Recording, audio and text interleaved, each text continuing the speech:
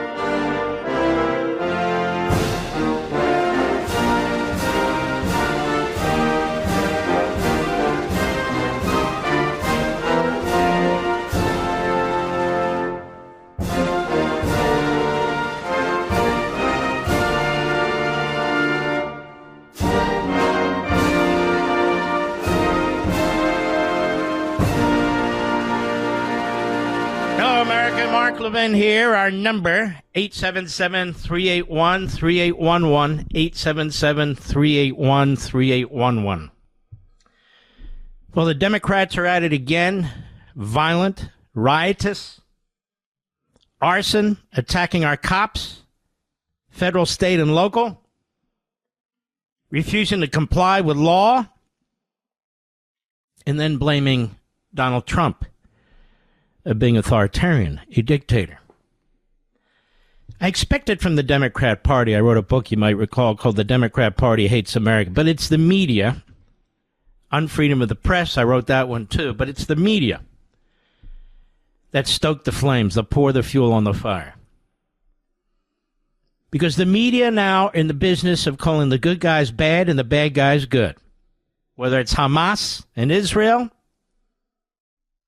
whether it's ICE and the rioters, whether it's the cops and our college campuses, whether it's you and me and the criminals and the illegal aliens. Donald Trump is doing exactly what he should do. As for the use of the military, there are several statutes that allow a president to use the military. And they've been used before Donald Trump ever ran for president the first time. Dwight Eisenhower used the United States Army. He issued an order to round up over 1 million illegal aliens and remove them within 6 months. Ronald Reagan, who was governor of California, used the National Guard to put down the violence on college campuses in the 1960s. George H.W. Bush in 1992 not only brought out the National Guard, but used the Insurrection Act to put down the riots yet again in Los Angeles. Donald Trump so far has used the National Guard, and he's sending several hundred Marines to back up the Guard. The LAPD is understaffed by over 1,000 officers because of their budget. The chief of police says that they're overwhelmed. We have a governor of California who's a drama queen. He's dumb as a doorknob, probably the lowest IQ of any governor, and that's saying a lot. He always does the wrong thing when the right thing should be done, whether it's the fires that took place outside of L.A. and around L.A., Whether it's illegal immigration, he has spent that state into bankruptcy. California was a great state, a vibrant state, a law-abiding state, but it was too Republican. Republicans never lost in California. So the Democrats decided to change it. How? Through illegal immigration. That's how. Through taxes and regulating and productive people out of the state. They destroyed the state in order so that they would have all this power, the power of a one-party state. You've got a mayor who is a radical, who's always been a radical. You have a governor who's basically a political bureaucrat. It's all he's ever known. And truly stupid. And he thinks he should be president.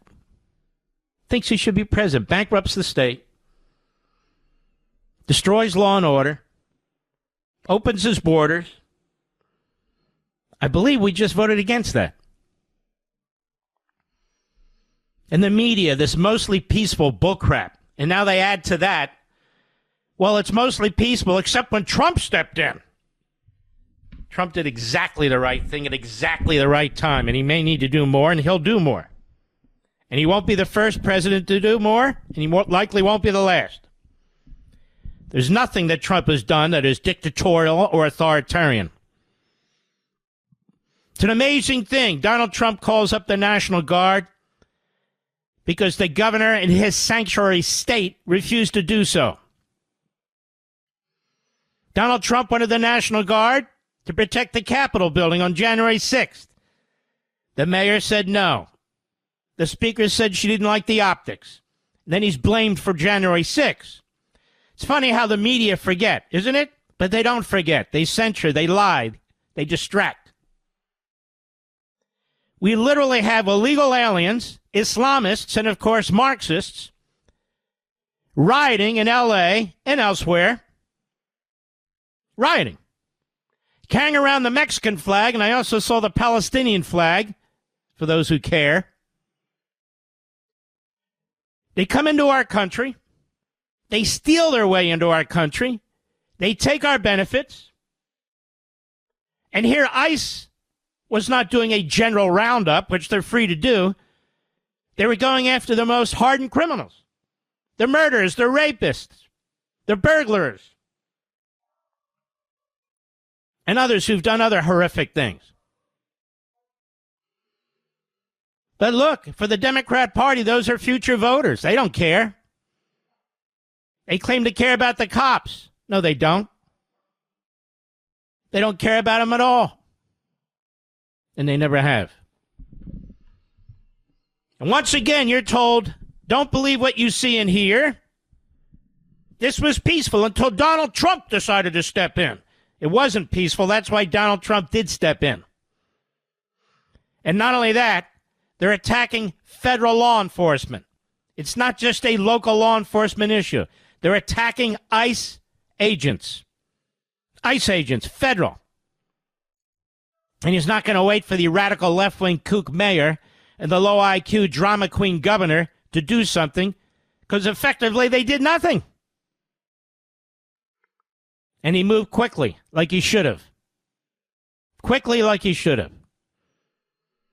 Now, when you assault a federal officer, you've committed a federal offense. And when you commit a federal offense, you should be prosecuted by federal prosecutors. That way we can be sure that you'll do time, hopefully a lot of time. 18 USC Code Section 111.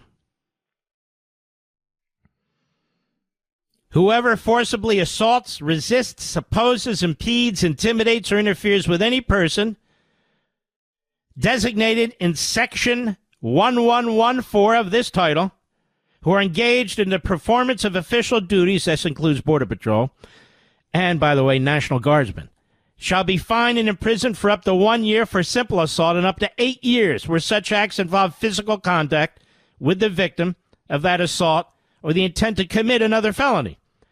And use of a deadly or dangerous or inflicts bodily injury shall be fined, deadly or dangerous weapon, or inflicts bodily injury shall be fined and imprisoned not over 20 years. A simple assault does not require physical contact between the perpetrator and the federal agent. This means someone can commit an assault without ever touching the officer. It makes it a federal crime to assault any federal officer, agent, or employee of the U.S. government or member of the uniformed services. This includes government employees on the job and may consist of former employees, as a matter of fact. Examples of federal agents include, not limited to, FBI agents, Border Patrol agents, U.S. Marshals, ATF agents, ICE agents. That's what we're talking about. IRS employees, postal workers, current or retired federal judges. Okay, now if you make actual physical conduct, you're on the hook for at least for a felony up to 8 years and $250,000 in fines for each assault. If it's a serious assault, you can do up to 20 years and $250,000 in fines for each offense. There's no question, then, that there's federal authority to prosecute. And there's no question there's federal authority because you're dealing with a federal agency, an ICE, a federal immigration enforcement agency. These are police officers, federal police officers, who are being attacked. So you don't have to sit around and wait for the radical left-wing commie mayor. You don't have to wait for the drama queen, do-nothing clown of a governor to act, to call in the National Guard, or, by the way, the regular military. Under the Insurrection Act, as George H.W. Bush did. But he did it when we're not even talking about attacks on federal law enforcement. Here, we have federal law enforcement under attack. So this is a open and shut case, a black and white case. It's that simple. That's it. There's no question there's federal authority. None whatsoever.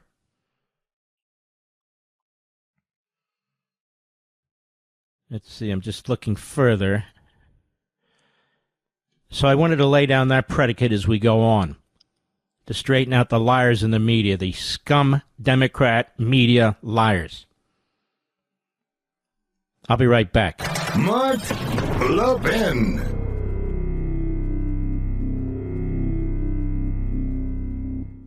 Americans sent President Trump back to Washington with a mandate to solve the border crisis, reverse the effects of Biden's inflation, and restore American greatness. But at every turn, judges are blocking President Trump's attempts to fulfill this mandate. The Heritage Foundation has been closely assessing the situation. They've been able to identify legal problems with these judges' actions and the solutions that will end this potential crisis. To see the results for yourself, go to heritage.org/Levin. That's heritage.org/Levin. There you'll get exclusive access to the Heritage Foundation's guide to solving the problem of judges limiting President Trump's moves. Stopping these judges could be the only way to protect Americans and take back our country. So go to heritage.org/Levin, heritage.org/Levin. Get your copy today. That's heritage.org/Levin, paid for by the Heritage Foundation.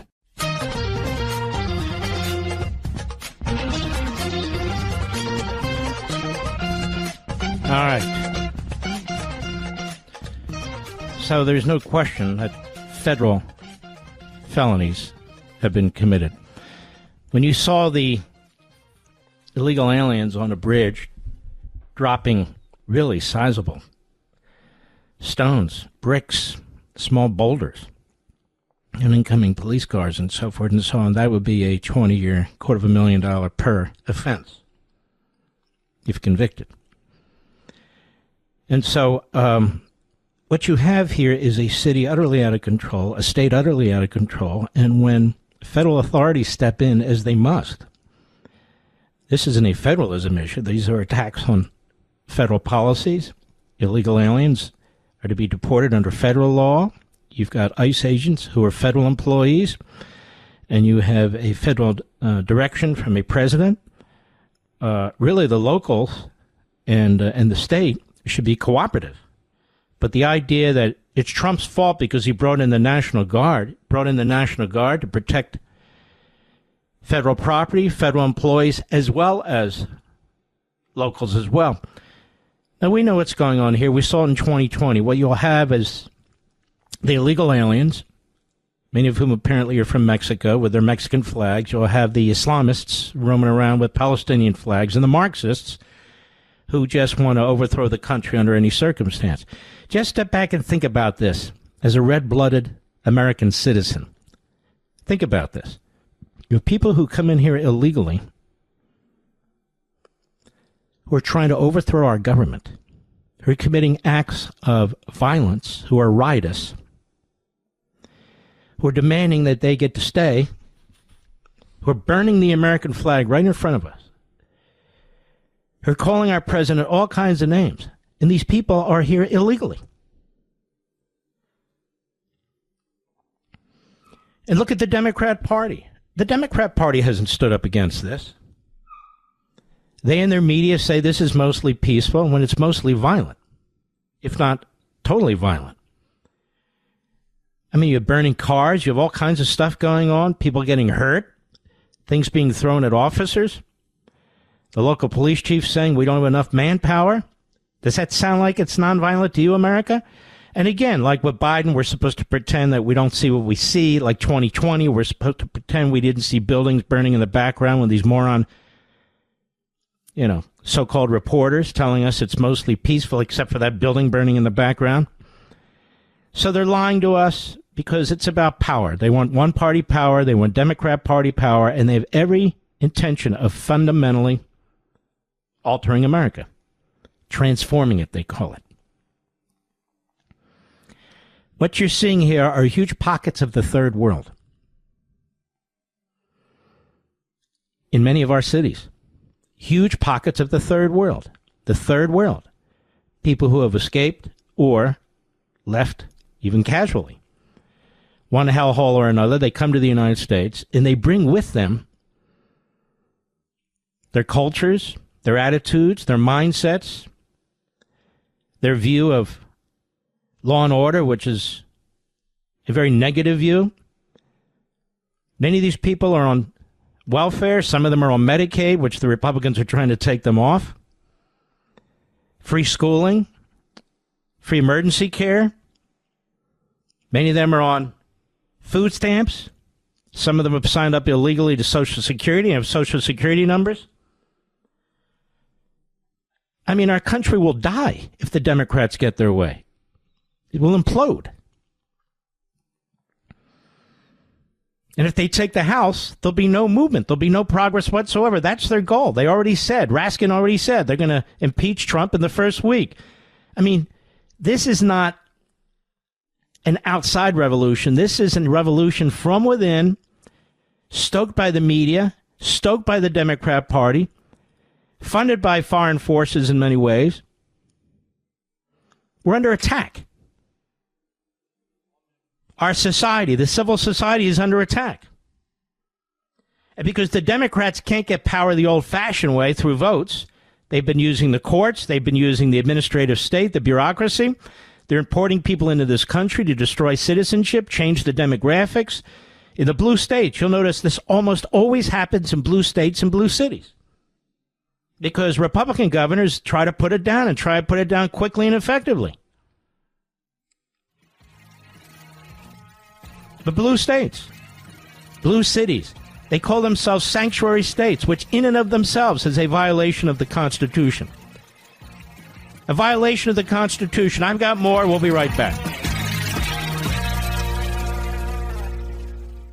Folks, are you concerned about the growing number of judges blocking President Trump's executive orders? Well, if you're not, you should be. Every time a nationwide injunction is handed down by one of these judges, it's the American people who lose. Now, the Heritage Foundation has the policy solutions to stop these threats to our judicial system. Go to heritage.org/Levin. That's heritage.org/Levin. Get your free copy of the How to Stop Activist Judges ebook. Now, this resource breaks down what these activist judges are doing wrong, why it matters, and how, under the Constitution, they can be stopped. It's not just President Trump's agenda that's at stake. It's the safety of Americans and the future of our nation. So go to heritage.org/Levin, heritage.org/Levin. Get your free ebook today. That's heritage.org/Levin, paid for by the Heritage Foundation. He's driving the media mad. Mark Levin. Call in with your outrage. 877-381-3811. So rather than listening to the radical commie mayor and the moronic low IQ drama queen governor, let's listen to the police chief, who could be fired at any moment, by the mayor. So, and yet he's still pretty lucid about what's going on. Jim McDonnell at a press conference yesterday. Cut 15, go. To the people who are not happy with the fact that ICE is in the community doing what ICE does, I respect ICE for being a fellow law enforcement agency. They have their mission. They have their what they have to do. We don't engage in that activity, but again, we can't preclude them from doing that. They have every right to do that. I ask people in the community to trust the LAPD, that we're not there for that purpose, and that if they have something they need us to be able to address, we're there for them. As far as the big picture of what so let's stop for 1 minute. He's correct. So the feds are there, and the feds have to defend themselves because the local cops aren't going to do it. So the feds have to defend themselves. The feds are under attack. ICE personnel are under attack. These are federal cops. They're under attack. And so a lot of this is funded by the Marxists, the Islamists, by the illegal aliens, their front groups. It's obviously quite organized. The mayor herself, the commie mayor herself, said it's very organized. They have a network. They have a system in place. Basically, they trigger it and off they go. Okay, great. So it has to be addressed. So local law enforcement says that's not our jurisdiction. But it is for the feds. And you can't wait around for a commie mayor and a drama queen governor to say, okay, you can take action. No, excuse me. This is our business, moron. Go ahead. That's something. It's a federal issue, and the federal authorities have the right to be able to do what they're doing. As far as people are worried about the violence that we're seeing, this violence that I've seen is disgusting. It's escalated now since the beginning of this incident. What we saw the first night was bad. What we've seen subsequent to that is getting increasingly worse and more violent. Tonight we had individuals out there shooting commercial-grade fireworks at our officers. That can kill you. And we have adapted our tactics to be able to have a chance to be able to take these people into custody and to be able to hold them accountable. We are overwhelmed as far as the number of people out there engaged in this type of activity and the type of things that they're doing. They'll take backpacks, and the backpack will have a cinder block in it. They have a hammer, and they'll break up the cinder block and use that, pass it around to throw at officers, to throw at cars, and throw at other people. That is a plan. That's a strategy.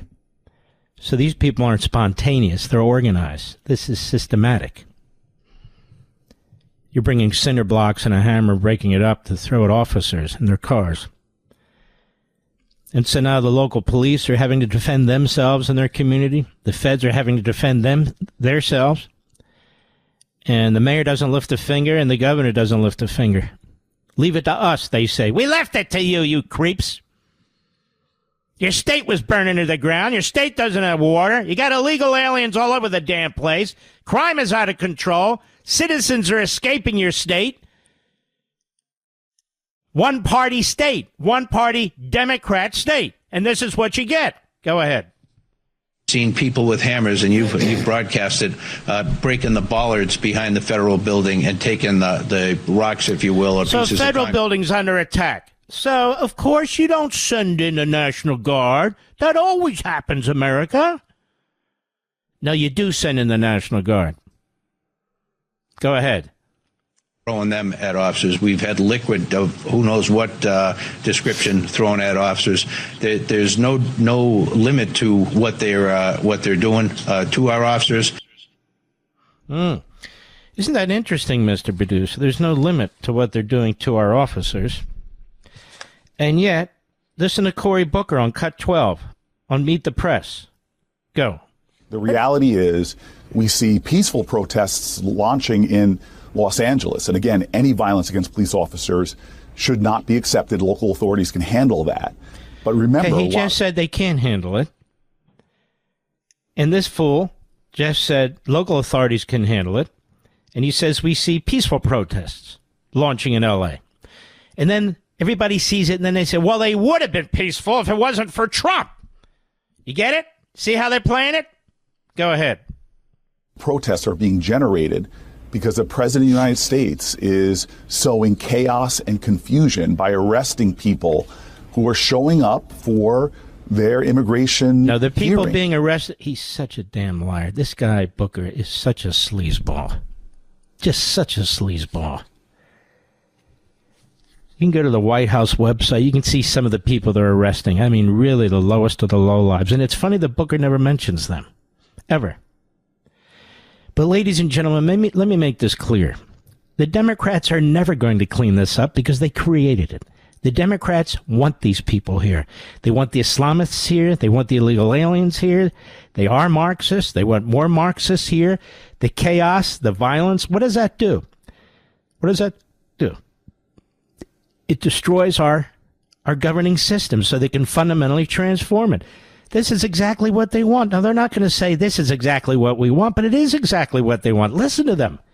Listen to them. They open the borders. Anybody could come in here. Not only did they open it for people to come in, they brought 550,000 of them in here on planes, trains, and whatever. You know. They brought them in here. They gave them an app. And now Trump's trying to deal with it. He has to deal with these radical left-wing courts. He has to deal with these cities run by these communist nut jobs, these blue state governors, most of whom are drama queens. They all want to be president, so the only way they can do that is to trash Trump in their minds. And Trump's putting his foot down. He said, no, we're not doing 2020 over again. You know, you guys, every summer, you got a reason to riot, attack, burn, maim, kill. Well, not this summer. Oh, you can try it, but we're putting it down. Oh, he's an authoritarian. Oh, he's a dictator. Oh, if it wasn't for Trump, everybody would be behaving themselves. No, they wouldn't. Were they behaving themselves on the college campuses for the last several years? Were they?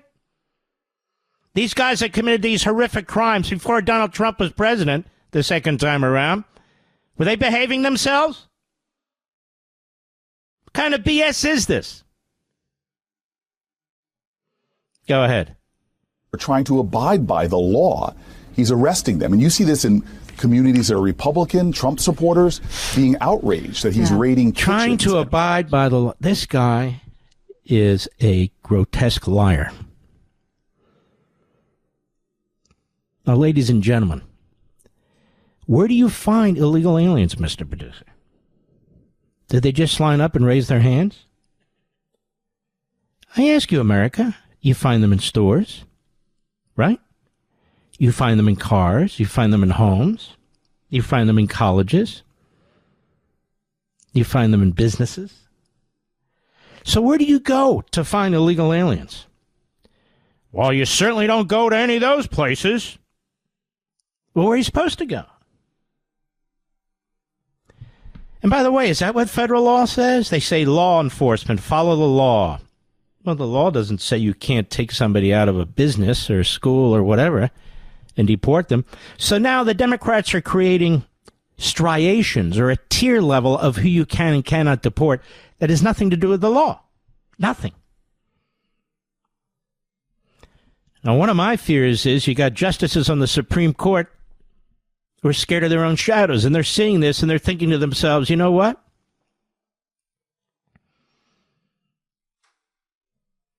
You know, if these people are going to riot when we're trying to take felons out of the country, what will they do if the court rules that there is no such thing as birthright citizenship for illegal aliens? You see what I mean? Look how they threatened the justices over the Dobbs decision. And now we have more abortions than ever before, by the way. But look how they threatened the justices over the Dobbs decision. Look how Schumer threatened them. Look how they talk about certain justices. It's one thing to criticize them, but You're going to reap what you sow? A whirlwind? Look how they've been talking about ICE for the last 2, 3, 4 months. It's been outrageous. Talking about them if they're Gestapo. The mayor of Boston called them neo-Nazi and on and on and on. These are our neighbors. These are our fellow citizens who are just doing their jobs. And thank God they are. Look what happened in Newark a few weeks back with the mayor and a handful of these Democrat congressmen, radical Democrats, trying to go into a detention center where 70% of the people in there have been convicted of crimes, due process, convictions, and they're in there, and they're hassling the ICE personnel and physically, in one case, pushing them, members of Congress. So these are their constituents, the rioters, the illegal aliens, the Islamists, the Marxists. This is the Democrat Party constituency. This is why Trump won, because a lot of rank-and-file Democrats, union members, men and women who live in these communities, who see all this crap going on, they've had enough. They've had enough. Here you have the LAPD police chief. He's the police chief of L.A. He's disgusted by the violence. They don't have enough personnel. Of course, ICE can come in here and deal with federal matters. And then you have Cory Booker sitting on his fat ass in a studio in Washington, D.C. on Meet the Press, telling you everything's fine, it's Trump's fault. Then, of course, Dana Bash on CNN, they bring in Bernie Sanders, who's a Stalinist, who loves all this. Loves it. Listen to this fool. Cut 11, go. What is your response to the fact that the president has ordered 2,000 National Guard troops? What kind of question is this? It's a question by another person, Dana Bash, who sits comfortably in her suburban home, fairly wealthy, probably in Maryland, probably Potomac or Chevy Chase or one of those places, who's lived in a cocoon the vast majority of her life, asking Bernie Sanders, who wants the country overthrown. Go ahead. California. Look, Donna, we have a president who Donna, her name's Dana. Dana is her name. But look, Donna, maybe we'll call her Donna for now on. Go ahead. Authoritarianism. He is there you suing go. This guy, he's not going to say anything rational. It's just going to be one slogan after another. So he's sloganeering, and I deal with this in my new book, by the way, on power, but there you go. So there he is. You know, he's authoritarianism. That's it. It's authoritarianism. But, of course, he won't get into the details. Go ahead. Who criticizes him. He is going after law firms who have clients who tried to put him in prison. Go ahead. Going after universities that teach courses that he doesn't like. No, that's not what he's doing. He's going after universities that violently beat Jews. Go ahead. To impeach judges who rule against them, and he's usurping the powers of the United States Congress. So impeaching of judges is perfectly legal under the Constitution.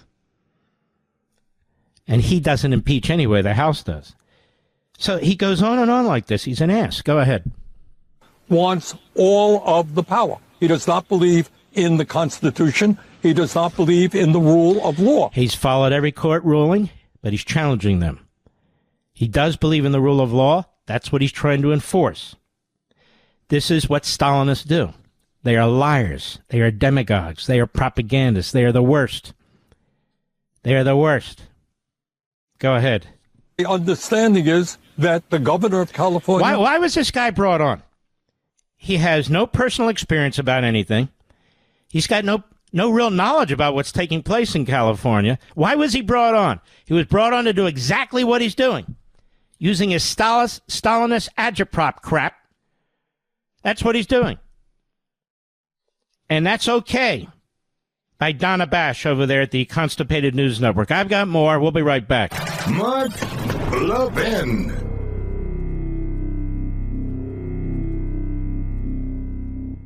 Americans sent President Trump back to Washington with a mandate to solve the border crisis, reverse the effects of Biden's inflation, and restore American greatness. But at every turn, judges are blocking President Trump's attempts to fulfill this mandate. The Heritage Foundation has been closely assessing the situation. They've been able to identify legal problems with these judges' actions and the solutions that will end this potential crisis. To see the results for yourself, go to heritage.org/Levin. That's heritage.org/Levin. There you'll get exclusive access to the Heritage Foundation's guide to solving the problem of judges limiting President Trump's moves. Stopping these judges could be the only way to protect Americans and take back our country. So go to heritage.org/Levin, heritage.org/Levin. Get your copy today. That's heritage.org/Levin, paid for by the Heritage Foundation.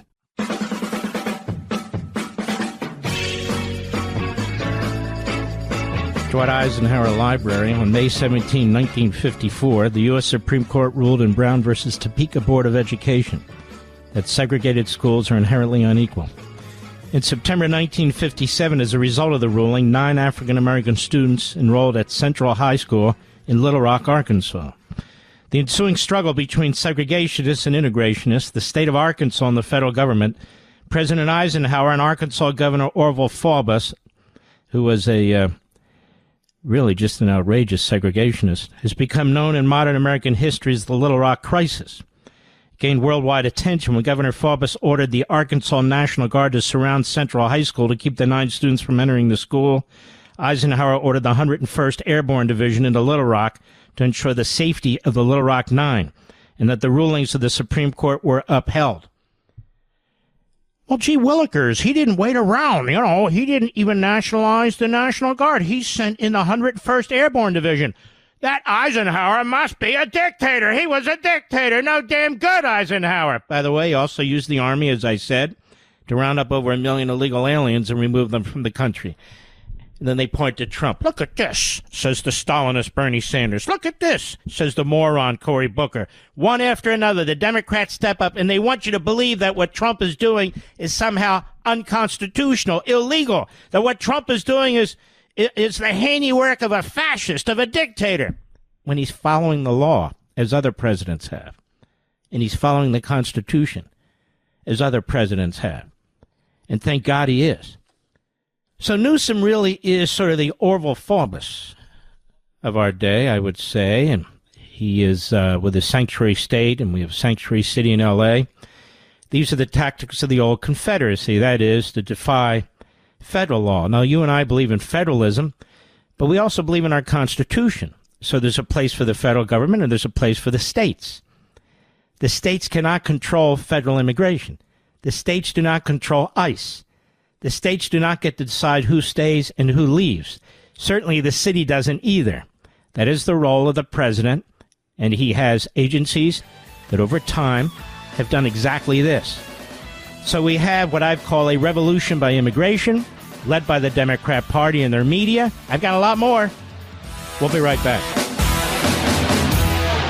This segment of the podcast is exclusively sponsored by Pure Talk. Pure Talk offers great coverage and can save your family money on your wireless bill every single month. Go to puretalk.com to find the plan that's right for you. Thank you again for listening, and thank you so much for this sponsorship, Pure Talk. He's here. He's here. Now, broadcasting from the underground command post, deep in the bowels of a hidden bunker, somewhere under the brick and steel of a nondescript building, we've once again made contact with our leader, Mark Levin. Hello, America. Mark Levin here. Our number, 877-381-3811, 877-381-3811. Notice the media do not provide any context for you about presidential powers, what the presidents have done in the past to deal with insurrections and violent riots and so forth and so on. And there have been a number of occasions where presidents and governors have had disagreements. I just gave you one with Eisenhower and Orville Faubus of Arkansas. And I'll give you another one. About 6 years later in Alabama, where George Wallace stood in a doorway. And it was He stood in the doorway at the University of Alabama 50 years ago. This is a story from decades ago. In January 1963, following his election as governor of Alabama, George Wallace famously stated in his inaugural address, "Segregation now, segregation tomorrow, segregation forever." He demonstrated his loyalty to the cause on June 11, 1963, when black students Vivian Malone and James Hood showed up at the University of Alabama campus in Tuscaloosa to attend class.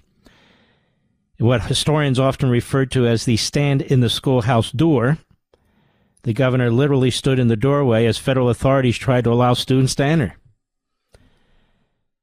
When Wallace refused to budge, President John Kennedy called for 100 troops from the Alabama National Guard to assist federal officials.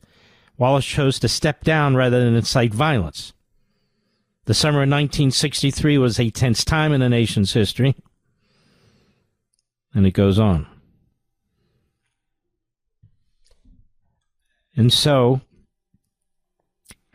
he brought in the Guard. Well, actually, he brought in 100 troops. The Guard are troops, but the active duty troops is what he did. And so, it's very important to understand these things. At Ole Miss, 1962, President Kennedy sent troops to compel the admission of one Negro, that's the wording, not mine, a black person, to the University of Mississippi. 2 persons were killed, scores injured in the rioting at Oxford. A second individual who had now joined the Ole Miss, U.S. troops still stand guard near that campus. So he sent in troops, active military.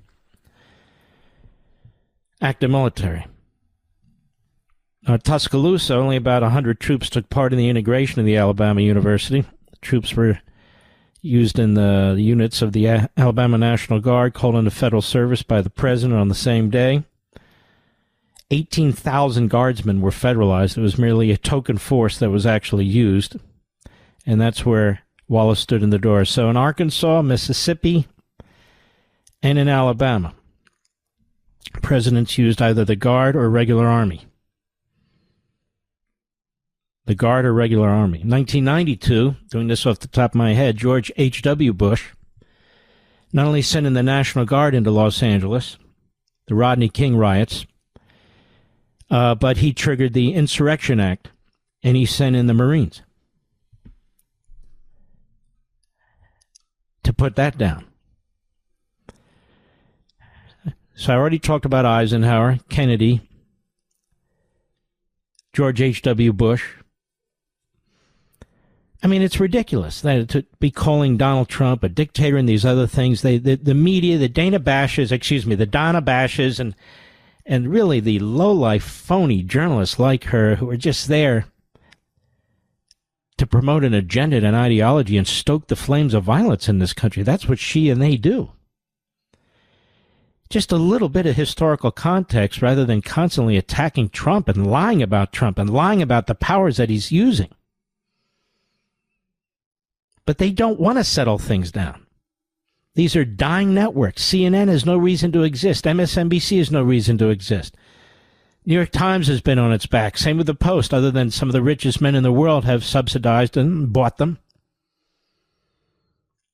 They need the clicks, the views, the subscribers. Much like some of the people on podcasting and subscriber platforms. They'll say and do anything. But that said, what Donald Trump is doing is quite normal for a president to do when you have an insurrection, when you have violence and riots. Every president I mentioned, Eisenhower, John Kennedy, George H.W. Bush, I dare say Ronald Reagan, would do exactly the same thing Donald Trump's doing. We're not used to it because we've had Obama, we've had Clinton, and of course, Biden. And yet Biden created this situation. Biden and his radical staff and the Democrat Party created this situation where we have so many illegal aliens, we can't even keep track of them. And now they form their own mobs. They form their own mobs with the support of the Democrat Party who brought them here in the first place. And they believe they have a right to all kinds of entitlement and welfare programs and they get them. They believe they have a right to vote. Some of them do. Some localities say they should. It's horrendous. And so you have the most incompetent commie mayor in L.A. blaming Trump. Trump did this, she says. He's responsible for the riots. You got Newsom, says these are authoritarian tactics because Trump has authoritarian tendencies. I dare you to arrest me. And he says, okay, Homan should. See that? Look how far we've come. Shut up, you stupid bastard. You burn down. If you don't burn down, your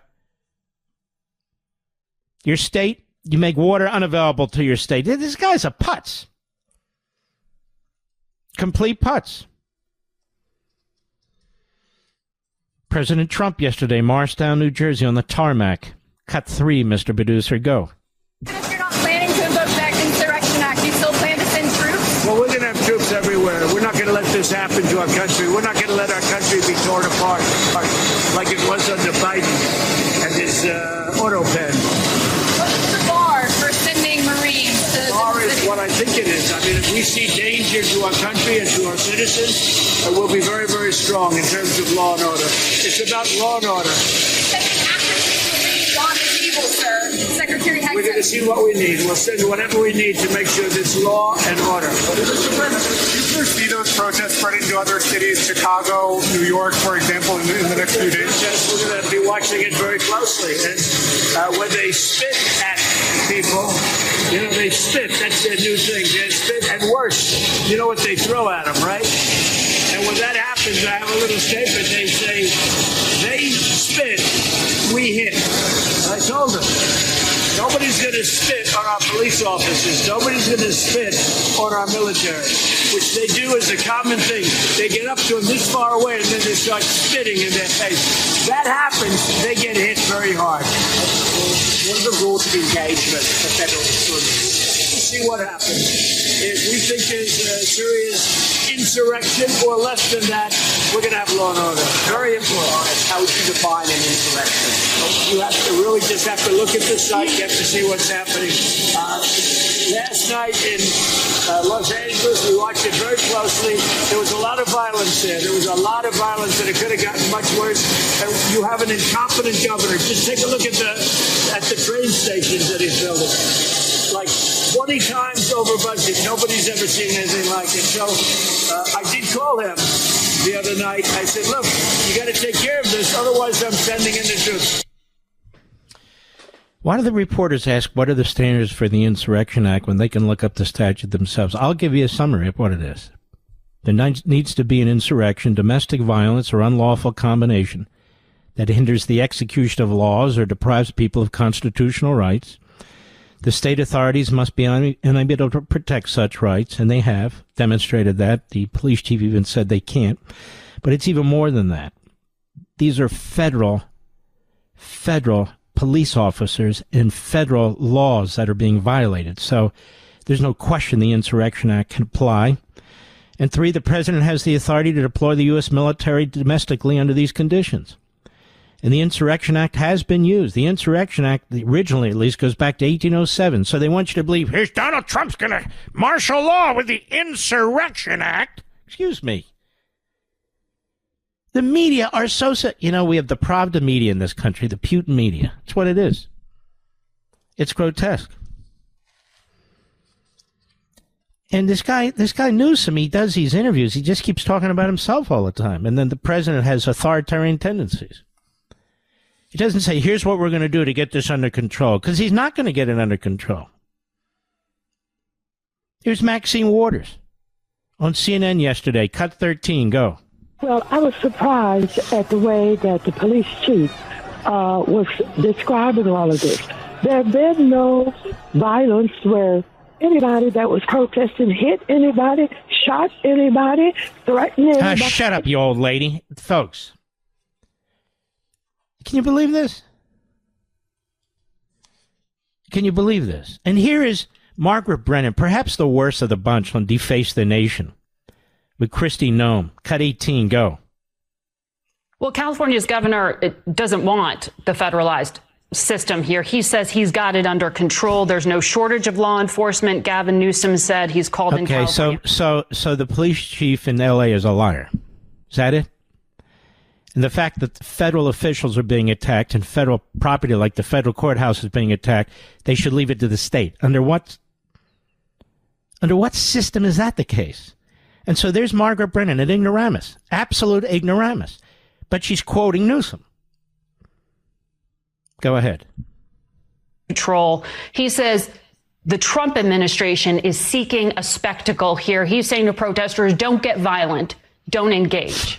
Well, if he was doing his job, then people wouldn't have gotten hurt the last couple of days. We wouldn't have officers with a shattered wrist from bricks being thrown through their vehicles being burned, flags being burned in the street, and Molotov cocktails being thrown. Governor Newsom has proven that he makes bad decisions. The president knows that he makes bad decisions, and that's why the president chose the safety of this community over waiting for Governor Newsom to get some sanity. And that's one of the reasons why these National Guard soldiers are being federalized, so they can use their special skill set to keep peace. Exactly. And that's the way to do it. And good for you. Secretary Noem, you're 100% correct. Now, these reporters know all this, but they don't care. They don't care. When we come back, we're going to go down memory lane a little bit. Again, so I can point out that what Donald Trump is doing is exactly the right thing. He's got the constitutional legal authority to do it. He doesn't need the okay from a governor or a mayor. And in fact, one of the reasons you can use federal power is because the governor and the mayor are unable to or unwilling to. But you're hearing all these politicians and then Margaret Brennan and other fools on TV and radio going on about how none of this was necessary when the local police chief says they're overwhelmed. The things that they're doing are enormously dangerous. He's disgusted by what they're doing. Instead, we're supposed to listen to Donna Bash and Margaret Brennan, all of whom live comfortably in their air-conditioned studios, get their hair done and their nails done. The guys, too, have no idea what's going on and don't care. They're just bringing on Democrats, and the worst of the Democrats. Bernie Sanders. Bernie Sanders, what does he have to say? Why do we care what he has to say? I'll be right back. Mark Levin.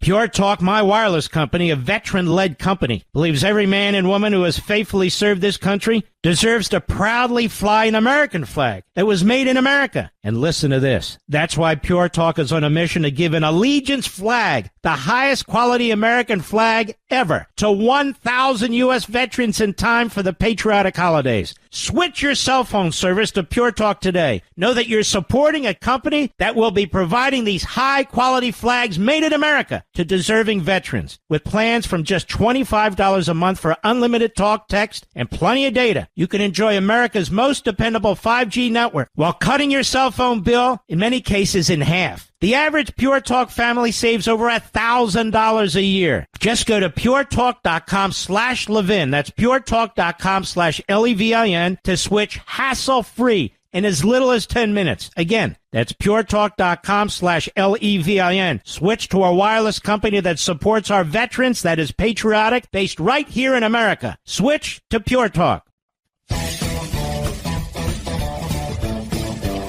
Now, in the course of about the last hour and a half, you've heard out of the mouths of a number of these people from the audio the word power. And it's very interesting because this book I wrote on power really syncs up with everything that's going on, as I knew it would, because it doesn't rely on current events. Because in our daily lives, the struggle for or against power is constant. It is constant. It's constant in our society. It's constant with an HOA. It's constant in schools or businesses or with a union or whatever it is. But this struggle over power is constant. And in the context of liberty and rights, it's not only constant, it is determinative. And whether you live in a free society or relatively free society or don't, and that's the nature of this book. And when it comes out, and you'll understand why I wrote it, and why I wrote it the way I did, because all of these events play into this. And it's very, very important to understand certain basic concepts and to actually think them through in a very thorough way. All right. Ronald Reagan I can't play all of this, versus the protesters, really throughout his career. And he put them down, and he put them down hard every time he confronted them. Cut 17, go. I don't think that taking to the streets and rioting and disorder has ever solved anything or ever will. I would like to propose that the issue is that on the campuses, you, who are adults, you who are entrusted with those young people and their guidance, have a responsibility to make it plain to them from the very beginning that you yourselves do not tolerate the kind of conduct that has led to the burning of Wheeler Hall, that has led to 2 murders on the campus of UCLA. You've created an atmosphere on the campus where no one wants to listen. You are a liar. Listen to. Now, don't you talk about political speeches. Don't you make a... Those people told you for days in advance that if the university sought to go ahead with that construction, they were going to physically destroy the university. Now, why did you negotiate many times? Negotiate? What is to negotiate? What is? The university is a public institution. That's right. But the university, its own community, and for the community of Berkeley that live around it. All of it began the first time some of you who know better and are old enough to know better let young people think that they had the right to choose the laws they would obey as long as they were doing it in the name of social protest. I was picked a few days ago in California by some youngsters that had signs that said, "Make love, not war." Trouble is, they didn't look like they were capable of doing either. This fellow that was doing the talking had a haircut like Tarzan, he walked like Jane, and smelled like Cheetah. I am sick and tired of the argument about whether some effort to enforce law and order is going to escalate anything at all. Plain truth of the matter is, this has to stop, and it has to stop like the day before yesterday. And it's going to be stopped, whatever it takes. Recently, in some places in the nation, there's been a disturbing reoccurrence of bigotry and violence. If I may, from the platform of this organization, known for its tolerance, I would like to address a few remarks to those groups who still adhere to senseless racism and religious prejudice. To those individuals who persist in such hateful behavior, Islamists. If I were speaking to them instead of to you, I would say to them, you are the ones who are out of step with our society. You are the ones who willfully violate the meaning of the dream that is America. And this country, because of what it stands for, will not stand for your conduct. I close to say one word. I have read and I have been questioned since I've been here about certain demonstrations against my coming. And I would like to say just one thing, and to those who demonstrate so. I wonder if they have ever asked themselves that if they should have the kind of government they apparently seek, no one would ever be able to do what they're doing again. I'm going to have to stop right there. When we come back, I want you to hear George Bush, May 1992, in the L.A. riots. He sent in the National Guard, followed by the regular military through the Insurrection Act. I'll be right back. Pure Talk, my wireless company, a veteran-led company, believes every man and woman who has faithfully served this country deserves to proudly fly an American flag that was made in America. And listen to this. That's why Pure Talk is on a mission to give an allegiance flag, the highest quality American flag ever, to 1,000 U.S. veterans in time for the patriotic holidays. Switch your cell phone service to Pure Talk today. Know that you're supporting a company that will be providing these high-quality flags made in America to deserving veterans. With plans from just $25 a month for unlimited talk, text, and plenty of data, you can enjoy America's most dependable 5G network while cutting your cell phone bill, in many cases, in half. The average Pure Talk family saves over $1,000 a year. Just go to puretalk.com/Levin. That's puretalk.com/Levin to switch hassle-free in as little as 10 minutes. Again, that's puretalk.com/Levin. Switch to a wireless company that supports our veterans, that is patriotic, based right here in America. Switch to Pure Talk. This is America's Constitutional Convention, The Mark Levin Show. Call in now, 877-381-3811. The Democrats say ICE should not go into schools or homes or businesses or places of worship to capture and deport illegal aliens. Have you noticed that, Mr. Producer? Well, then where should they go to find them? What's left? They don't want illegal aliens deported, period. That's what's left. This is where you find people in their homes or schools or businesses, their workplaces, their place of worship. Where else are you going to find them? Nowhere. Nowhere. And keep in mind, they don't want the most heinous criminals deported either.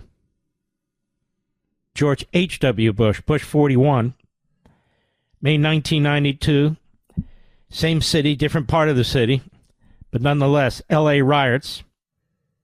Cut 18, go.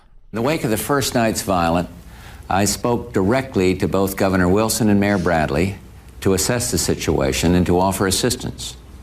Well, there you had a real governor and a real mayor. Now you got two mannequins. What's a female mannequin? They don't have genitalia, do they, Mr. Producer? I mean, that's like the perfect woke thing. There's a thing without genitalia. All right, go ahead. At hand. One is the urgent need to restore order. What followed Wednesday's jury verdict in the Rodney King case was a tragic series of events for the city of Los Angeles.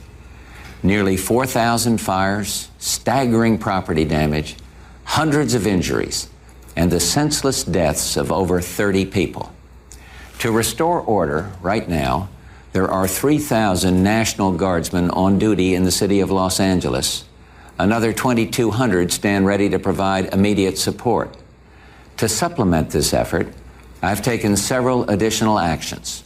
First, this morning I've ordered the Justice Department to dispatch 1,000 federal riot-trained law enforcement officials to help restore order in Los Angeles beginning tonight. These officials include FBI SWAT teams, special riot control units of the U.S. Marshals Service, the Border Patrol, and other federal law enforcement agencies. Second, another 1,000 federal law enforcement officials are on standby alert should they be needed. Third, early today, I directed 3,000 members of the 7th Infantry. Okay, stop. That's the Insurrection Act that he triggered. 3,000 members of the 7th Infantry. Go ahead. To stand by at El Toro Air Station, California. Tonight, at the request of the governor and the mayor, I have committed these troops to help restore order. I am also federalizing the National Guard, and I'm instructing General Colin Powell to place all those troops under a central command. What we saw last night and the night before in Los Angeles is not about civil rights. It's not about the great cause of equality that all Americans must uphold. It's not a message of protest. It's been the brutality of a mob, pure and simple. And let me assure you, I will use whatever force is necessary to restore order. Wow, whatever force is necessary. So he's called in various elements of the United States military. He's nationalized the National Guard. He has sent in FBI SWAT teams, marshals, other federal law enforcement. He was quite the dictator, wasn't he, Bush 41? No, he wasn't. He did exactly the right thing, and eventually they put it down. And Donald Trump's going to do the same thing. Biden would never do it. Obama would never do it. Clinton would never do it. Newsom, who wants to be president, certainly not of our country, I hope. He doesn't do it. He doesn't lift a finger, effectively. And then, of course, you have the communist mayor. That's right. The one that visited Castro. Isn't that the one? I think it is.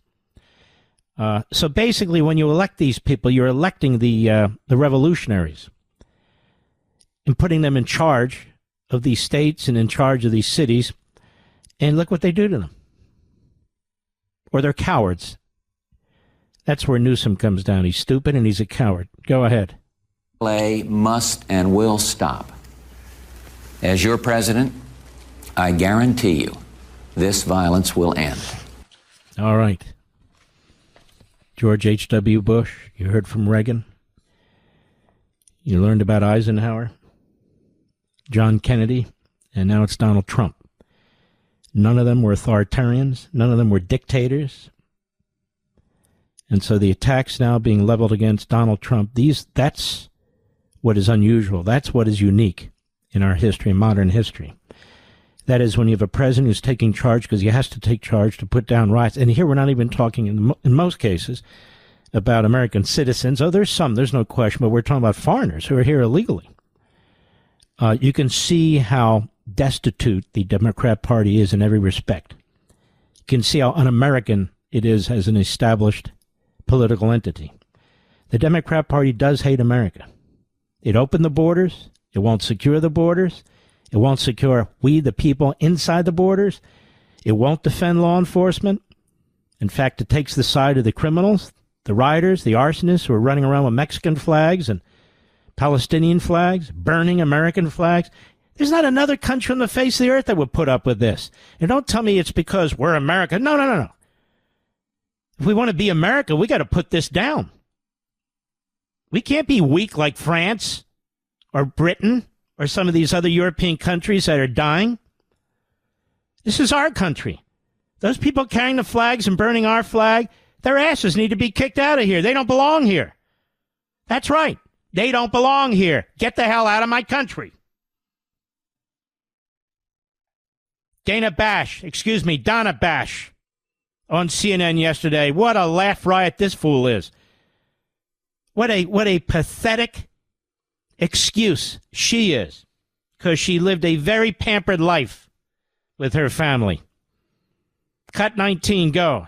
I just want to just state for the record that what did happen in 1992 was so different from what we're seeing now. I mean, that was a real riot that went all across the city of Los Angeles after a verdict in the Rodney King case. Oh, this is a fake riot. And apparently it has to be all across the city. And they're also attacking, I'll say it for the 14th time, federal officers. Federal buildings. Federal. Got that? Donna Bash? Federal. But this is a different, So everything has to be the 1992 riots? No, it doesn't. But the issue is whether the President of the United States can use the force that he's using. And the answer is absolutely 100%. Everything he's doing is constitutional and legal and is precedential. But you won't hear that from Dana Bash, will you? Donna Bash, excuse me. Go ahead. This is a situation where the LA County police, Dana, it's not good, but they're saying that they have it under control. No, the LA County police did not say they have it under control. Half-wit, actually no-wit. The police chief said Sunday they don't have it under control, that they're overwhelmed by the numbers, that what's happening is disgusting. Dana. Good God. Go ahead. Is sending national troops, Dana, federal troops, in a way that we can look at hasn't this been and done we in can a long obviously time. Why don't you let Mullen speak, big mouth? You invited him off as a guest. Treat him the way you do Bernie Sanders, the Stalinist.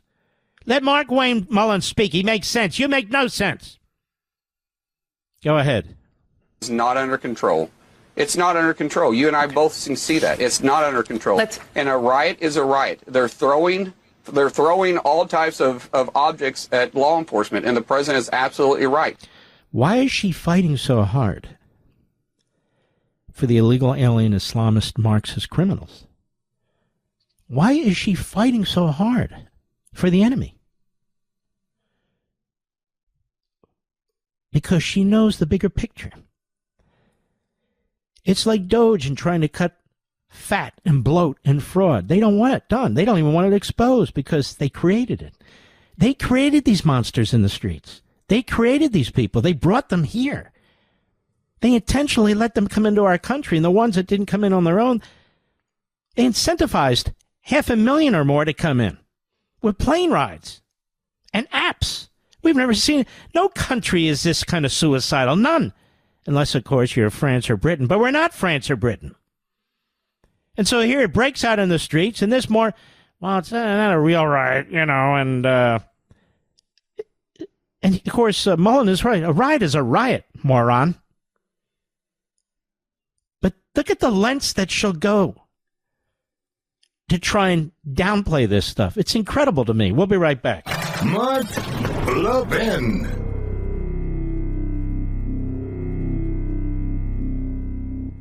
Pure Talk, my wireless company, a veteran-led company, believes every man and woman who has faithfully served this country deserves to proudly fly an American flag that was made in America. And listen to this. That's why Pure Talk is on a mission to give an allegiance flag, the highest quality American flag ever, to 1,000 U.S. veterans in time for the patriotic holidays. Switch your cell phone service to Pure Talk today. Know that you're supporting a company that will be providing these high-quality flags made in America to deserving veterans, with plans from just $25 a month for unlimited talk, text, and plenty of data. You can enjoy America's most dependable 5G network while cutting your cell phone bill, in many cases, in half. The average Pure Talk family saves over $1,000 a year. Just go to puretalk.com/Levin. That's puretalk.com/Levin to switch hassle-free in as little as 10 minutes. Again, that's puretalk.com/Levin. Switch to a wireless company that supports our veterans, that is patriotic, based right here in America. Switch to Pure Talk.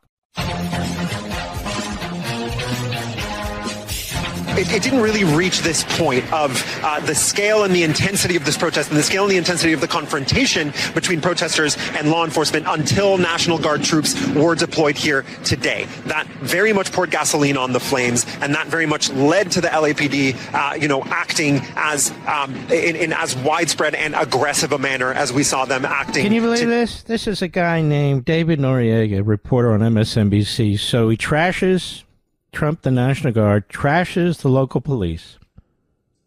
This is a reporter for MSNBC. Then we have Jessica Dean, a host for CNN. Cut 21, go. We are following breaking news out of Los Angeles tonight. You're looking at live pictures where protests have taken a violent turn in this situation that we're looking at right now. These are self-driving cars that clearly you see people who proclaim to be protesters are stomping on them. We've seen some of them lighting them on fire, taking selfies with them, kicking them. So she completely contradicts the guy on MSNBC, says everything was fine until the National Guard showed up. But everything wasn't fine. Here's Kung La report on CNN yesterday, making a very interesting point. Cut 22, go. You can see that the Waymo over there has been these vehicles vandalized, and we understand that some cars over there may also be Waymos that have been set on fire. So this is a part of the night that law enforcement really worries about, because when I look at some of these protesters, they are not resembling the people who were here when all of this began earlier this morning in Los Angeles. This crowd is different. And so now you have a problem for law enforcement trying to contain. All right, let's stop there. That's the relevant. The crowd's different. So what's happening? The Islamists and the Marxists are joining in. First, it was just mostly illegal aliens. And the communist mayor, Bass, said they have a network. So the network is kicked in. And it's Trump's fault the network's kicked in. Is it Trump's fault about the colleges? And you're right, yeah, it's Trump's fault. The guy at Harvard says if Trump would just back off, Columbia, if Trump would just back off, if Trump would just get out of the way, the border would be secure. If Trump would just agree to bipartisan legislation, the border would be secure. But he told them not to go for it. If Trump just wouldn't send in the National Guard, if Trump this, Trump that, they're destroying our country, these Democrats and the media and these organizations that are heavily funded, including by overseas tyrants. They're destroying our country. Honestly, Trump is the only one standing between us and them right now. He truly is. Pretty shocking. This is where we are now. I've spent 2 hours on this because it needs to be. I need to discuss this at great length. We're going to have in hour 3 Tom Cotton. Tom Cotton wrote a piece in 2020 for which he was attacked, but it was prescient. It was brilliant. It's in the New York Times. It cost I believe the editor of the opinion page to lose his job. His name was Bennett, if I recall correctly. And Tom Cotton said the 2020 response, it's time to call in the military. Remember that? So anybody who wants to bring in law enforcement or the military to put down violent rioters or literally hurting other people, including law enforcement, destroying buildings and property, they're fascists. They're dictators. You see, this is the Democrat Party. This is their constituents. This is their constituency. So I'll have Senator Cotton on in hour 3. Senator Cotton, really, we had scheduled him last week to come on about a different topic, but we're going to focus on this as well as other topics, but certainly this. If we get to the others, that's great too. So what are you taking away from the last 2 hours? Number one, these are violent protesters. They're rioters. Number two, illegal immigrants, Islamists, and Marxists. Number three, the Democrat Party supports them. Whether it's the mayor or the governor who are making excuses and not lifting a finger. Number four, the L.A. chief of police has said they don't have enough numbers. They're being overwhelmed.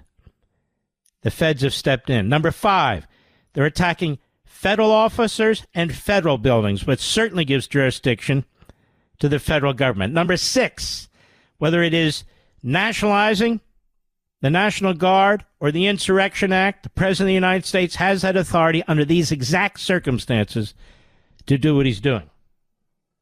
To do exactly what he's doing. And number seven, Dwight Eisenhower, John Kennedy, Ronald Reagan, and other presidents have used these powers to put down riots and insurrections. That's what they've done. Anarchy, mob rule cannot stand if the country's going to survive. People who come into this country illegally and act like they own the place, they have a right to free health care and free education and free food and all the rest of it, they don't. Regardless of what the Democrats are trying to do to our country and its demographics. They don't. Number three, deportation is the law. I love the way they talk about, what about due process? Well, what about deportation?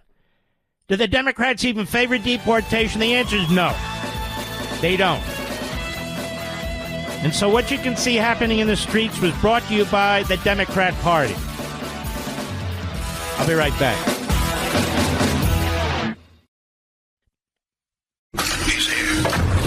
He's here. Now, broadcasting from the underground command post, deep in the bowels of a hidden bunker, somewhere under the brick and steel of a nondescript building, we've once again made contact with our leader, Mark Levin. Hello, America. Mark Levin here. Our number, 877-381-3811, 877-381-3811. Don't forget to go to Amazon, grab your pre-order of my brand new book on power. This week, after the program, 10 to midnight, right, Mr. Producer, give or take? I will be doing the audio version, the entire audio for the book. If I didn't think this was an important book, I wouldn't do the entire audio, I can tell you that. But it is a very important book, as you can see from events that are taking place. Right outside of Washington, D.C., in the biggest county in Virginia, one of the biggest counties in the country that's not a city, is Fairfax County. When I first moved to Virginia in my early 20s, when I had joined the Reagan administration, Fairfax County was a Republican county. No, it's a heavily, overwhelmingly Democrat county. The Fairfax County Times, I want you to listen to this story. Outrage grows over victory mural at local falafel shop. Say what? A mural on the wall of Falafel Inc., a restaurant on District Avenue in the bustling Mosaic District in Fairfax. This used to be a heavily Republican district. Has sparked outrage among local residents, business owners, and members of the Jewish community who say the imagery glorifies violent extremism and promotes anti-American symbolism. See, this is in our face now. You can't even get away from it. You can't get away from it. You go to a restaurant, there it is. You send your kids to school, there it is. You turn on the TV, there it is. We are surrounded by this now. Surrounded by it. In the mural, a man sits in a rowboat drifting toward the U.S. Capitol building, wearing a black and white checkered keffiyeh, popularized in the 1970s by PLO leader Yasser Arafat, terrorist, adopted today by campus and street protesters as a symbol of protest, armed struggle, and defiance against the existence of the state of Israel, in other words, the Jews. The man's right hand is raised in a two-finger salute, symbolizing the V in victory, while a flag for Palestine juts from the surrounding rubble of buildings, grayed out in sharp contrast with red threading in his keffiyeh in the shape of a V. So in other words, you see the Palestinian flag jutting out from surrounding rubble of buildings, buildings that have been destroyed. You understand? This is on the wall of a falafel restaurant in Mosaic District in Fairfax County, Virginia.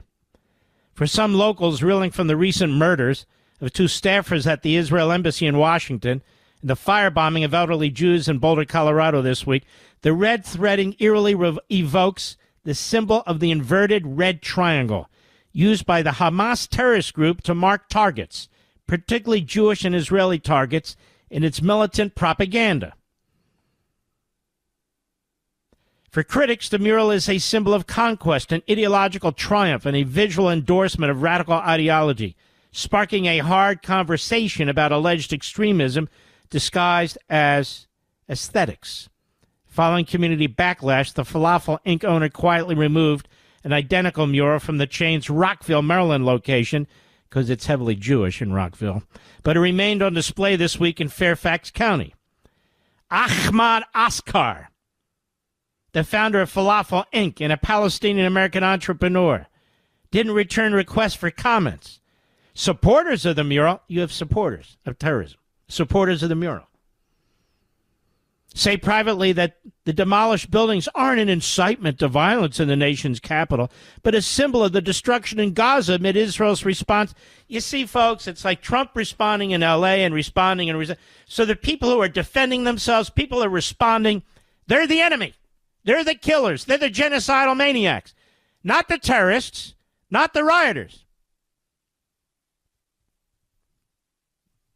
This mural is offensive to me on many levels, says Lori Kremers, a local Falls Church resident, told the Fairfax County Times. This mural indicates a devastated, demolished Washington, D.C., our capital city, with a culture-specific icon rowing up the river in direct approach to Congress, hand raised in V for victory. Is this a takeover, a conquest?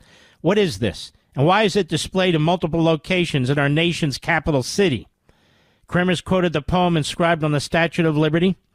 Now, Steve Goldfein, a local business owner, provides meals and services to area residents who survived the Holocaust, said he was stunned when he first saw an image of the mural. My first reaction was complete disgust, not only being a proud Jew, but like many of us, a proud American.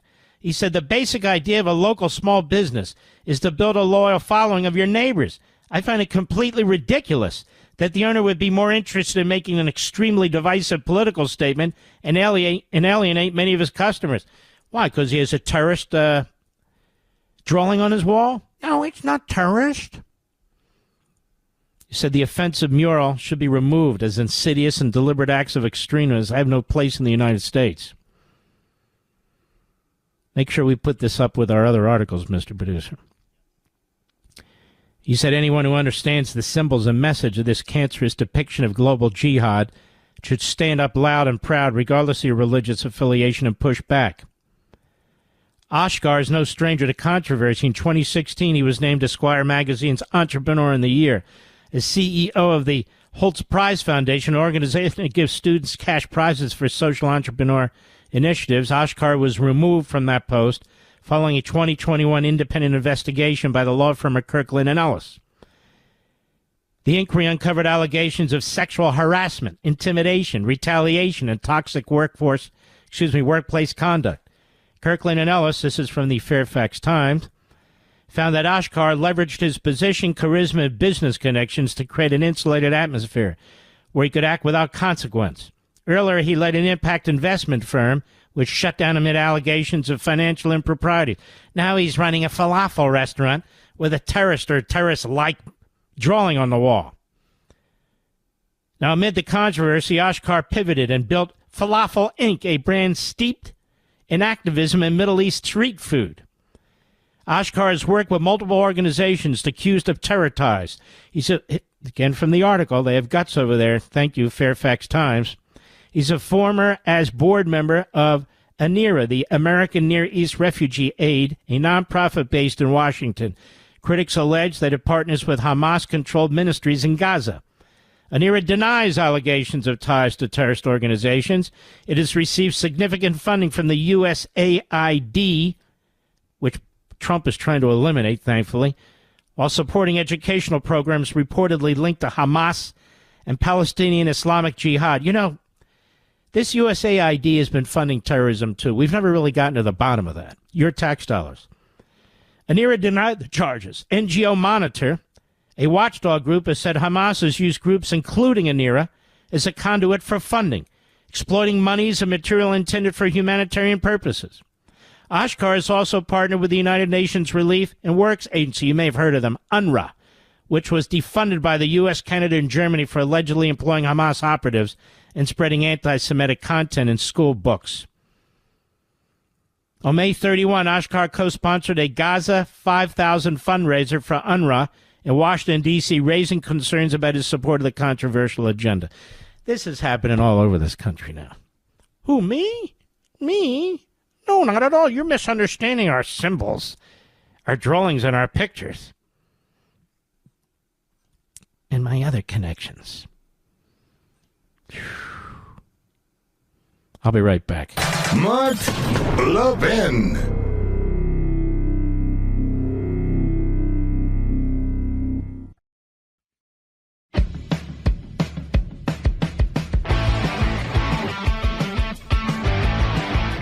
I want to welcome to the program our friend, one of the great senators, Senator Tom Cotton of Arkansas. You know, Senator Cotton was very prescient that you wrote that piece in the New York Times about calling out the military.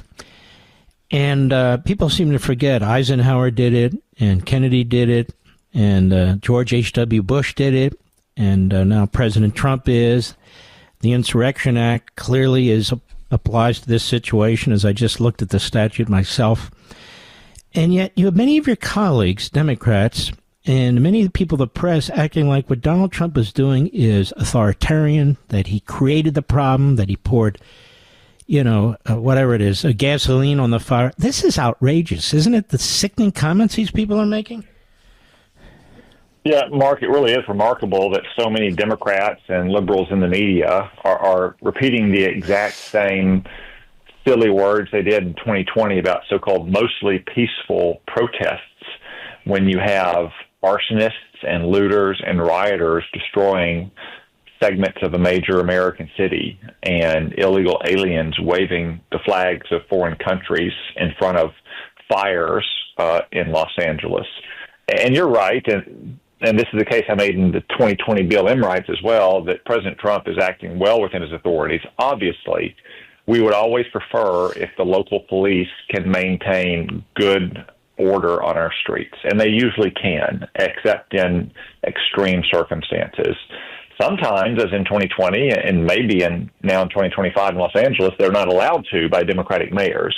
But if they can't, the next step, Mark, of course, is the National Guard. That's one of the reasons we have the National Guard, is help to preserve order when the police are overwhelmed. But when you have an ideological and incompetent governor like Gavin Newsom, who refuses to do his job to protect innocent life and property, the president is well within his legal authority to federalize the National Guard. And as you cited one example, Dwight Eisenhower, that happened in my own state, Mark. In 1957, a racist Democratic governor called out the National Guard to obstruct the desegregation of Little Rock Central High School. And Dwight Eisenhower said, I don't think so. So he federalized the Arkansas Guard and then used them to carry out the court-mandated desegregation. So the use of the National Guard is the next step. The third and final step would be the use under the Insurrection Act of active duty troops. That law is almost as old as our republic itself. It goes back well over 200 years. There are many cases in which it has been used when both the local police and the National Guard is insufficient. George H.W. Bush used it in 1992 during the L.A. riots. Now, the president has said he doesn't think it's reached that point yet, but he's prepared to do so if Gavin Newsom and Karen Bass can't do their job. That's exactly what we should expect from the President of the United States, is that he will fulfill his constitutional responsibilities to protect federal officers, federal property, and innocent Americans from this kind of lawless anarchy that we see in the streets of Los Angeles. To the best of my knowledge, Senator Cotton, this is really the first time that the media have cited, I mean, 2000's another example, or colleges are another example, but the first time, let's say, this 5-year run, where the media have sided with the criminals, with the illegal aliens, with the Islamists. I mean, in the past, you mentioned the cases, these segregation cases and so forth, the media were on the right side, the correct side. But here, they're on the completely wrong side, and whereas before you talk about the segregationist governors in the South and so forth, we have these so-called liberal Democrats, many of them in the North and in the West, who support all this violence and so forth and make excuses for it, no? I'd say it goes so far as to say they celebrate it, Mark. That's certainly what they did during the BLM riots in 2020, and they're walking up to that line right now with these riots in Los Angeles. And I think it gets back to the fact that they simply agree with the political causes behind that violence. Like, look, you don't have to support Donald Trump's immigration policy. I do, you do, but you don't have to support it to say you shouldn't be throwing cement and bricks and frozen water bottles at police officers. You shouldn't be shooting them with fireworks. Where are the Democrats who are saying they oppose Donald Trump's immigration policy, but they condemn the attacks on police officers and federal authorities? They are nowhere. They are silent. And in some ways, Mark, these riots in Los Angeles are worse than the BLM riots. Those riots were at least American citizens protesting what they wrongly thought was perceived injustice. Here you have violent, illegal aliens setting fire to businesses, setting fire to cars, all while they wave the flags of foreign countries. And yet Gavin Newsom stands in solidarity with them and says that Donald Trump is to blame. Again, what has Donald Trump done? All he's done is enforce immigration law, which is not some obscure matter, Mark. It was a central issue of the campaign last year after Joe Biden's slow-motion invasion by illegal aliens of this country for 4 years. The American people elected Donald Trump to do exactly what the immigration authorities started doing in Los Angeles last week. And these laws that far predate Donald Trump's presidency authorize him to do it. So in other words, it's not like Donald Trump on his own has decided, I'm going to do X, Y, Z, A, B, C. He can federalize the National Guard. He can trigger the Insurrection Act. These things have been done before, as you point out, as I pointed out in the first hour of the program. And here we have a mayor who wouldn't lift her finger and a governor who's a complete incompetent who won't lift his finger. And the police chief in L.A. just said, we're overrun. We're outnumbered. And let me ask you this, Senator. ICE personnel are federal officials, aren't they? The federal courthouse is a federal courthouse, isn't it? I mean, apart from the absolute right to contain a city or even a state by using these powers, the federal government's under attack, no? Yeah, Mark, that's exactly right.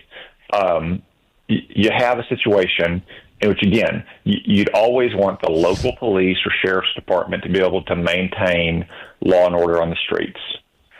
The police chief of the Los Angeles Police Department has said his force is overwhelmed. That is a textbook case in which the governor of the state should say, okay, we are coming in with the National Guard to back up our police to make sure they are not overwhelmed. Yet Gavin Newsom refuses to do so because he is more sympathetic to criminal illegal aliens than he is to the brave men and women of the Los Angeles Police Department. That's why Donald Trump had to take the step of federalizing the California Guard, something for which there's clear legal authority and ample precedent. When we come back, Senator, I want to talk briefly about Iran, where we stand now, and we'll be right back. Mark the 10, the thunder on the right. Call in now, 877-381-3811. Senator Tom Cotton's with us. Senator Cotton, Iran They have rejected completely, they said, the last proposal from the president. They're going to provide another of their proposals, and apparently there's going to be another discussion Thursday. Every day that goes by, these guys are dragging their feet, aren't they? Yeah, Mark, I saw the president's comments this afternoon, and that Iran has rejected what, frankly, is a very generous offer the president is willing to make. He started out saying he didn't even think they should have civilian nuclear power, but he was willing to provide them enriched uranium, as we do to dozens of other countries around the world, to have civilian nuclear power, and Iran has rejected even that. Why would they reject that, Mark? If they claim they only want a civilian nuclear program, why would they refuse to accept low-enriched uranium for a civilian power program? It's because they're lying. They don't want a civilian nuclear power program. They want the bomb. And the critical component of getting nuclear weapons is highly enriched uranium. And if you can enrich it to any level, even the low levels needed for civilian power, you can enrich it to weapons grade level. That's the one thing that President Trump has been consistent on from the very beginning, is that we cannot allow Iran to continue to enrich uranium. That was the cardinal flaw in Barack Obama's terrible deal. And as he said today, Iran has rejected that. And he's been very clear as recently as this weekend, flying on Air Force One, that if they reject that proposal, if they insist upon uranium enrichment inside of Iran, well, we'll have to do it the other way. And the other way means using military force to destroy their nuclear facilities. So I don't know what Iran is going to come back to him with, but I'm very confident that President Trump is not going to allow the Ayatollahs to tap him along the way Joe Biden did for 4 years. I feel that way, too. Now, you got 53 Republican senators, and 52 of them, including you, obviously, signed a letter that told the administration no spinning centrifuges. That is, no enrichment, period. I mean, you don't get any closer than 52 out of 53, and on the House side, it was 80%, a significant majority of the Freedom Caucus, the most conservative element within the Republican Party in the House, said the same thing. So I think everybody's on the same sheet of music, except some of these wild-eyed isolationists who don't seem to think this is a big deal. Did you ever think it would be controversial to say Iran shouldn't get a nuclear weapon, and if they're not going to give it up, they're going to have to be taken from them? Did you think that would be controversial? Well, Mark, it's always been controversial with Blame America First Democrats. I guess it's fair to say that we unfortunately have a handful of Blame America First Republicans as well now, who seem to think that, like Barack Obama did, Mark, that the United States is somehow to blame for the tensions we've had with the Islamic Republic of Iran for the last 46 years. We're not the ones, though, Mark, that held hostages for more than 400 days at the beginning of the Iranian Revolution, or that has killed thousands of Americans and other innocent civilians in the terrorist attacks that Iran has sponsored for all those times. We're not the ones that targeted American troops throughout the Middle East. We're not the ones who, again, are running an illicit nuclear weapons program. It's Iran. Iran has been doing that from the very beginning. Every American president has tried to establish some kind of rapprochement with Iran, to include Donald Trump in his first term and in this term. And at every time they have thumbed their nose at America and continued to kill American citizens. And we have now a president who is, I think, going to put an end to it finally.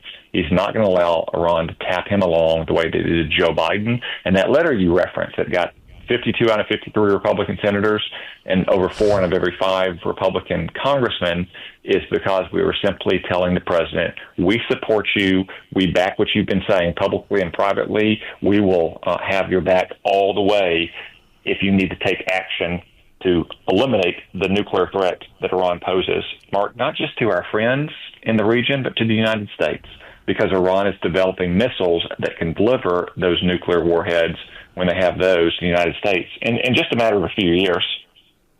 Mm-hmm. And the majority of Americans agree with us. So this isn't... the vast majority of Americans. Look, the vast you get majority. no sympathy. Yeah, no sympathy. I mean, look, most Americans, understandably, would prefer to avoid any kind of military conflict, even the kinds we're talking about, Mark, which is kind of, say, the actions that Ronald Reagan had to take against Iran in 1987 and 1988 when he sank half of their Navy for mining the Persian Gulf, where our ships operate. We're not talking about an invasion and occupation of the country as you saw in Iraq and Afghanistan. Most Americans still would always rather see solutions and tensions resolved through diplomatic means. But at the same time, the American people have zero sympathy for the Ayatollahs in Iran who've been chanting death to America and carrying out that threat for 46 years.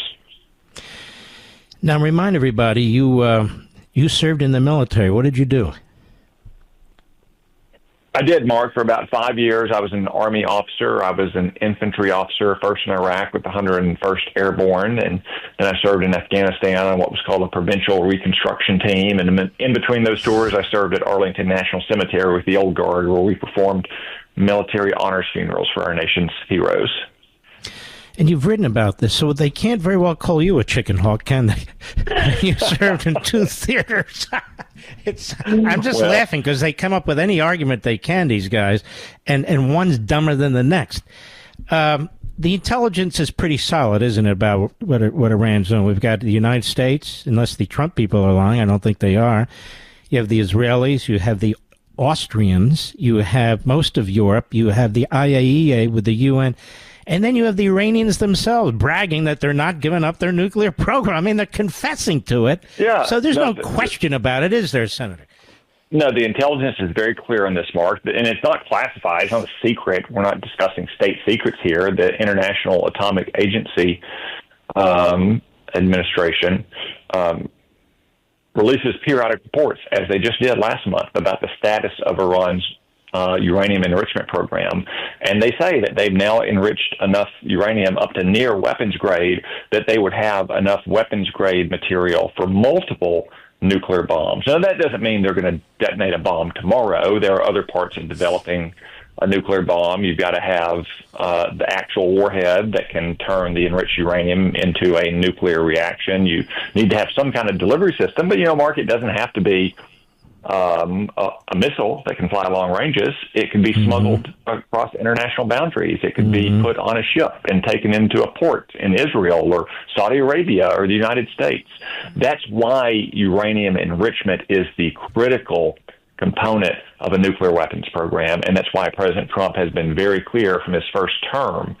Really, from the first time he and I ever spoke, Mark, the first time he and I ever talked was right after he had announced his candidacy 10 years ago, and he thanked me for my work to oppose Barack Obama's nuclear deal with Iran. So he's been incredibly consistent for 10 years. We cannot allow Iran to have uranium enrichment. That is an absolute red line.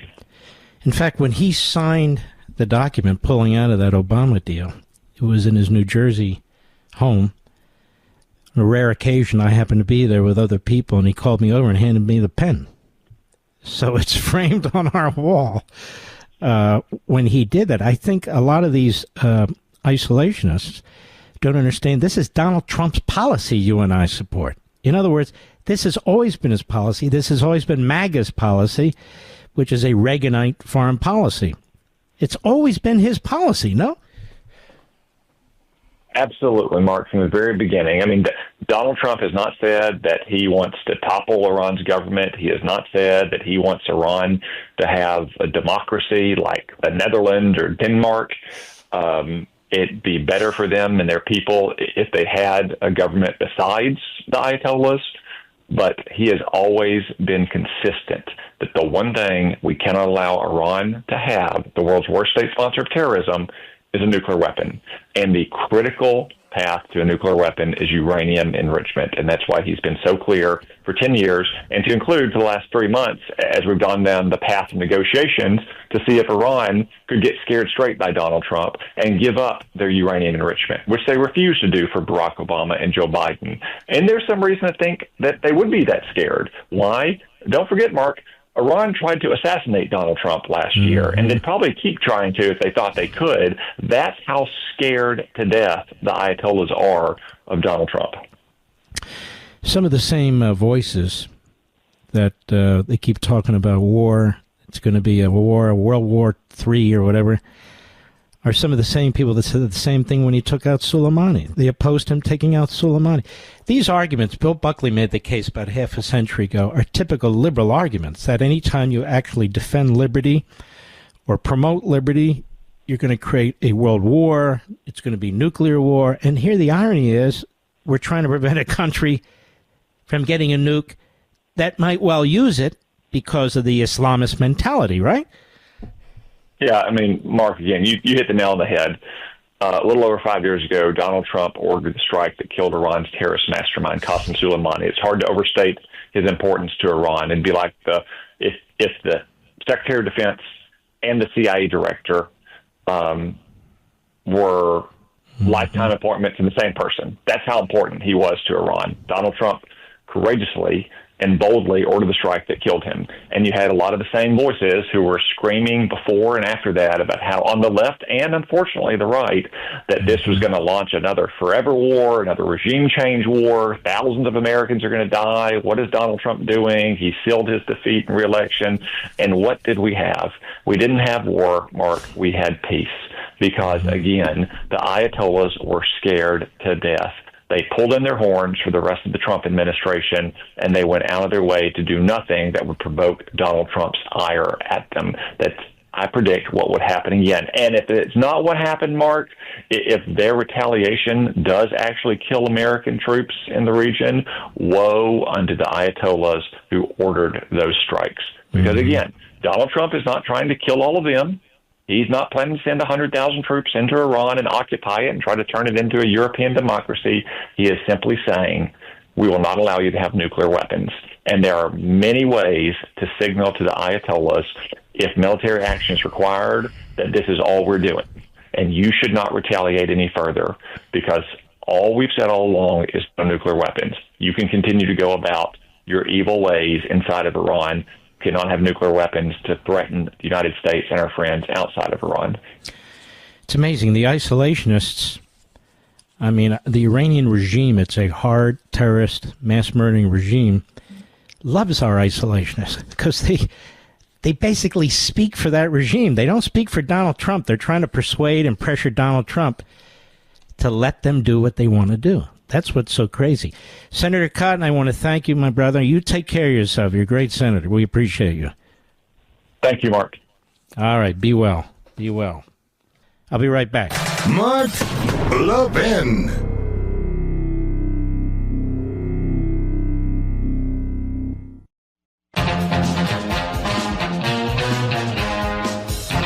Well, I got to report this for all you folks out there. This is from, I believe it's the Speaker of the House, yes.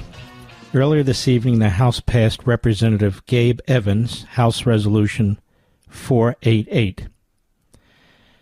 And 488, entitled Denouncing the Anti-Semitic Terrorist Attack in Boulder, Colorado, by a vote of 280 to 113 to 6. Stick with me here. I'm having to deal with a very poor... Sadly, this bill barely passed on suspension. That is, it requires 2/3 for passage.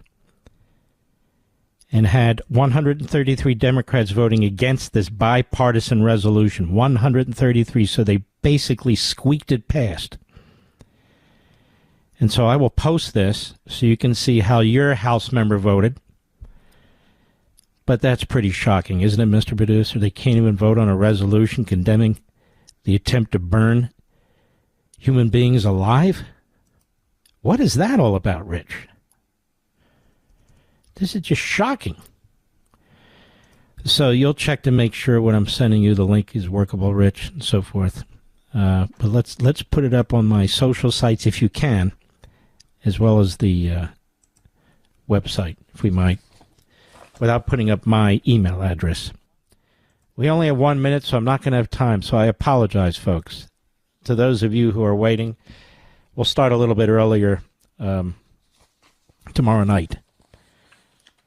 So 113 House Democrats voted against a Republican resolution to condemn the assassination by burning attempt in Boulder. You understand? This is shocking. And folks, every day that goes by until this Sunday, it gets closer and closer to Father's Day. I want to encourage you to go over to Amazon if you would. Pre-order your copy of On Power. You're going to see I've given you tiny little nuggets of it, and you will see when you get it, when you read it, your husband, your father, their grandfather read it, how intriguing and compelling and important it is. We salute our armed forces, police officers, firefighters, emergency personnel, our truckers, the men and women in Ukraine, the men and women in Israel, and, of course, the great people of the United States, you, red-blooded Americans. I'll see you tomorrow.